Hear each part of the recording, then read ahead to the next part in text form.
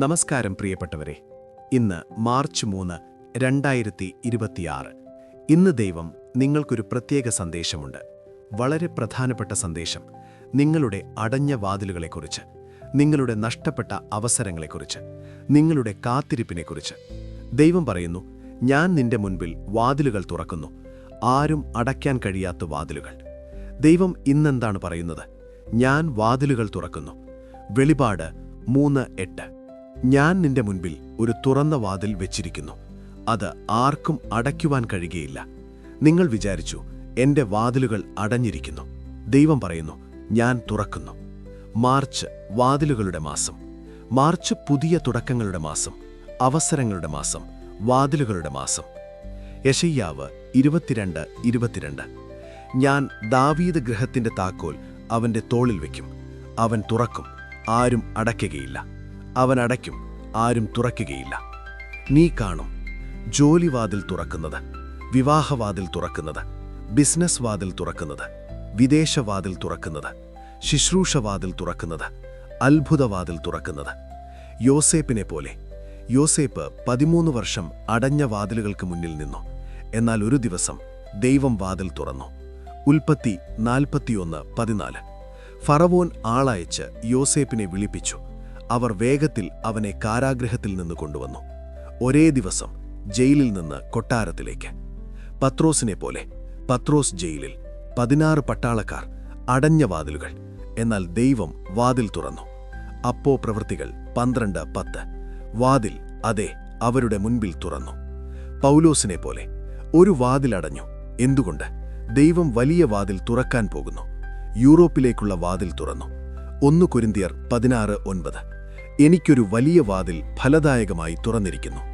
നിങ്ങൾ എന്തു ചെയ്യണം? വിശ്വസിക്കുക. ദൈവം വാതിലുകൾ തുറക്കുമെന്ന് വിശ്വസിക്കുക. മുട്ടുക. മത്തായി 7:7. മുട്ടുവിൻ, എന്നാൽ നിങ്ങൾക്ക് തുറക്കും. കാത്തിരിക്കുക. ദൈവത്തിന്റെ സമയം തികഞ്ഞതാണ്. സ്തുതിക്കുക. സ്തുതിയിൽ വാതിലുകൾ തുറക്കും. തയ്യാറാകുക. വാതിൽ തുറക്കുമ്പോൾ നിങ്ങൾ തയ്യാറായിരിക്കണം. ദൈവത്തിൽ നിന്ന് നേരിട്ട്. മാർച്ച് 3, 2026. എന്റെ പ്രിയപ്പെട്ട കുഞ്ഞെ, ഇന്ന് ഞാൻ നിന്നോട് പറയുന്നു, നിന്റെ വാതിലുകൾ ഞാൻ തുറക്കുന്നു. നീ ആശങ്കപ്പെടുന്നു, എന്റെ വാതിലുകൾ അടഞ്ഞിരിക്കുന്നു. ഞാൻ പറയുന്നു, ഞാൻ തുറക്കുന്ന വാതിലുകൾ ആരും അടയ്ക്കാൻ കഴിയില്ല. നീ വിചാരിക്കുന്നു, എന്റെ അവസരങ്ങൾ നഷ്ടപ്പെട്ടു. ഞാൻ പറയുന്നു, ഞാൻ പുതിയ അവസരങ്ങൾ സൃഷ്ടിക്കുന്നു. മാർച്ച് മാസത്തിൽ നീ കാണും അടഞ്ഞ വാതിലുകൾ തുറക്കുന്നത്, തടഞ്ഞ വഴികൾ തുറന്നു കിടക്കുന്നത്, നഷ്ടപ്പെട്ട അവസരങ്ങൾ തിരികെ വരുന്നത്. ഞാൻ തുറക്കും. ജോലിയുടെ വാതിൽ അവിചാരിതമായി, വിവാഹത്തിന്റെ വാതിൽ തികഞ്ഞ സമയത്ത്, ബിസിനസിന്റെ വാതിൽ അത്ഭുതകരമായി, വിദേശത്തിന്റെ വാതിൽ പെട്ടെന്ന്, ശുശ്രൂഷയുടെ വാതിൽ ശക്തമായി. നീ ചെയ്യേണ്ടത് വിശ്വസിക്കുക, മുട്ടുക, കാത്തിരിക്കുക, സ്തുതിക്കുക, തയ്യാറാകുക. എന്നാൽ ഞാൻ വാതിലുകൾ തുറക്കും. ഇതെന്റെ വാഗ്ദാനമാണ്. ഇതെന്റെ സമയമാണ്. മാർച്ച് നിന്റെ വാതിലുകളുടെ മാസമാണ്. നീ വിശ്വസിക്കുന്നുവോ? വാതിലുകൾ തുറക്കുന്ന നിന്റെ ദൈവം. ഒരുമിച്ച് പ്രഖ്യാപിക്കാം. നിങ്ങളുടെ കൈകൾ ഉയർത്തി എന്നോടൊപ്പം ഉറക്കെ പറയൂ. യേശുക്രിസ്തുവിന്റെ നാമത്തിൽ ഞാൻ പ്രഖ്യാപിക്കുന്നു, ദൈവം എന്റെ വാതിലുകൾ തുറക്കുന്നു. ആരും അടയ്ക്കാൻ കഴിയാത്ത വാതിലുകൾ. എന്റെ ജോലി വാതിൽ തുറക്കുന്നു. എന്റെ വിവാഹവാതിൽ തുറക്കുന്നു. ബിസിനസ് വാതിൽ തുറക്കുന്നു. വിദേശവാതിൽ തുറക്കുന്നു. എന്റെ അത്ഭുതവാതിൽ തുറക്കുന്നു. മാർച്ച് എന്റെ വാതിലുകളുടെ മാസമാണ്. അടഞ്ഞത് തുറക്കുന്നു. എന്റെ അവസരങ്ങൾ വരുന്നു. ആമേൻ. അവസാന പ്രാർത്ഥനയും അനുഗ്രഹവും. വാതിലുകൾ തുറക്കുന്ന ദൈവമേ, ഇന്നീ സന്ദേശം കേൾക്കുന്ന എല്ലാവരെയും അനുഗ്രഹിക്കണമേ. അടഞ്ഞ വാതിലുകൾക്ക് മുന്നിൽ നിൽക്കുന്നവർക്ക് വാതിലുകൾ തുറക്കണമേ. കാത്തിരിക്കുന്നവർക്ക് അവസരങ്ങൾ നൽകണമേ. നിരാശപ്പെട്ടവർക്ക് പ്രതീക്ഷ നൽകണമേ. എല്ലാവരുടെയും വാതിലുകൾ തുറക്കട്ടെ.